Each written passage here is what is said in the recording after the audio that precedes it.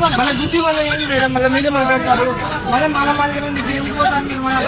రండి మరి ఏదో చేద్దాం, మళ్ళీ రండి.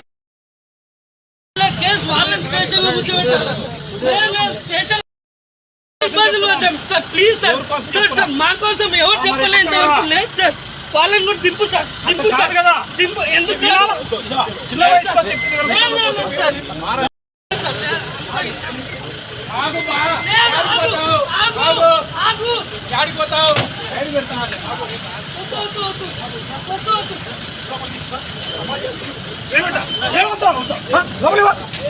మన గుర్తి వల్ల ఏంటి మేడం, మళ్ళీ మీరే మాట్లాడతారు. మళ్ళీ మన మాదిరి ఎందుకు పోతారు మీరు? రండి మరి ఏదో చేద్దాం, మళ్ళీ రండి.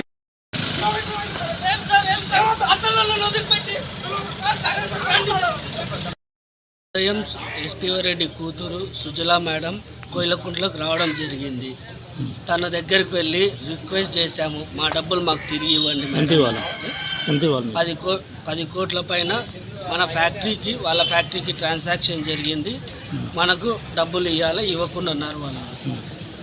రిక్వెస్ట్ చేయక తను రిక్వెస్ట్ చేస్తుంటే తన కార్డుతో వాళ్ళ డ్రైవర్కి చెప్పి నన్ను గుద్ది పరారు కావాలని చూశారు. చుట్టూ జనాలు అడ్డుకోవడంతో తను స్టేషన్ వరకు వచ్చి స్టేషన్లో ఎవరిని కలవకుండా వెళ్ళిపోయింది.